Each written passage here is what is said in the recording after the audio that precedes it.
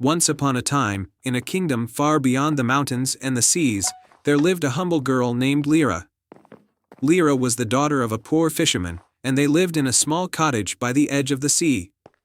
Though they had little, they were happy, for Lira's father always said, "We have the ocean, the stars, and each other, that's more than enough." Every night, Lira would sit by the shore, gazing at the stars that twinkled above the water. She loved the stars and often wished that she could visit them, imagining the stories they might tell if they could speak. Her favorite star was the brightest one in the sky, which she called the North Star. It was said to be the guiding star for travelers and sailors, always pointing the way home. One evening, as Lira sat on the beach, something extraordinary happened. A shimmering light descended from the sky, and to her amazement, it was the North Star itself, glowing with a gentle warmth. It floated down and transformed into a radiant figure. A queen with a crown made of stardust and a gown that flowed like the night sky. Lira, the Star Queen, spoke in a voice as soft as the wind, "I have watched you from above, and I see the kindness and wonder in your heart. I have come to ask for your help." Lira could hardly believe her eyes or ears. "What could I possibly do for you, O Queen of the Stars?" she asked. The Star Queen smiled. "A terrible thing has happened in the heavens. The crown of the sky, which keeps the stars in their places, has been stolen by the Shadow King, who lives in the dark realm beneath the earth. Without it, the stars will fall from the sky, and the world will be plunged into eternal darkness. I cannot enter his realm, but you, a child of the earth, can." Lyra's heart pounded. The task seemed impossible, but she knew she couldn't refuse. "I will help you, Star Queen," she said bravely. "But how will I find the Shadow King and retrieve the crown?" The Star Queen touched Lyra's hand, and a small, silver pendant appeared in her palm. "This is the light of the north," the Queen explained. "It will guide you in the darkest places and protect you from the Shadow King's magic. Trust in your heart, and you will find the way." With that, the Star Queen faded into the night, leaving Lira alone on the beach. Clutching the pendant, Lira set off on her journey, determined to save the stars. The journey begins. Lira traveled for days, through forests and across rivers, until she reached the foot of the tallest mountain in the land. It was said that beneath this mountain lay the entrance to the Shadow King's realm. As she began her climb, the air grew colder, and the sky darkened, but the light of the north shone brightly, guiding her steps. At last, she found a hidden cave entrance, its mouth dark and foreboding. Taking a deep breath, Lira stepped inside. The cave was vast and filled with shadows that seemed to move on their own. But the pendant's light kept them at bay, and Lira pressed on, deeper into the earth. Finally, she reached the Shadow King's lair. A grand hall carved from the blackest stone, where no light could reach.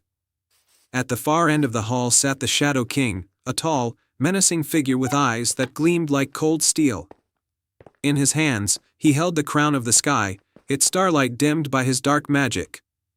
"You dare to enter my domain?" the Shadow King hissed, his voice echoing through the hall. "Do you think you can take what is mine?"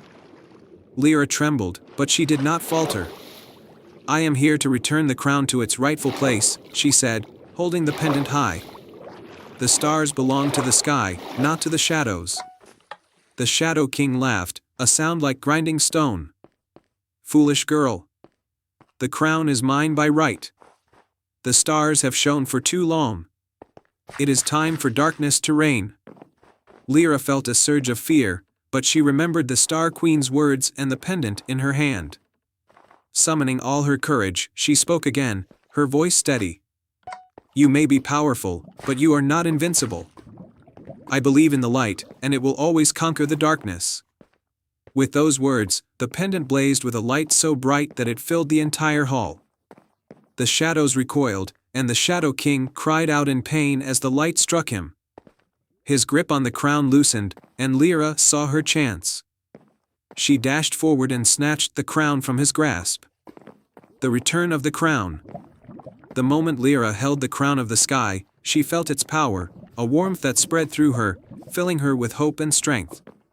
The Shadow King tried to stop her, but the light of the pendant shielded her from his dark magic. She ran out of the cave, the light guiding her back through the twisting tunnels and up the mountain.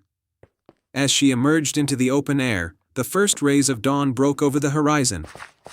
Lira held the crown up to the sky, and it began to rise from her hands, glowing brighter and brighter until it shot up into the heavens, returning to its place among the stars. The moment the crown was restored, the stars shone brighter than ever before, and the sky was filled with their brilliant light. The Shadow King's power was broken, and he was banished back to the depths of the earth, never to threaten the stars again. A hero's welcome. Lira made her way back to the village, where her father and the other villagers greeted her with joy and awe. They had all seen the star's light return and knew that something miraculous had happened. The Star Queen appeared once more, this time in the night sky, where she placed a new star in the heavens, right beside the North Star. "This star," she said, "shall be called Lira, in honor of the brave girl who saved the stars." Lira's heart swelled with pride and happiness. She had not only helped the Star Queen but also earned a place in the sky she had always loved. From that day on, Lira was known as the girl who saved the stars, and her story was told for generations to come.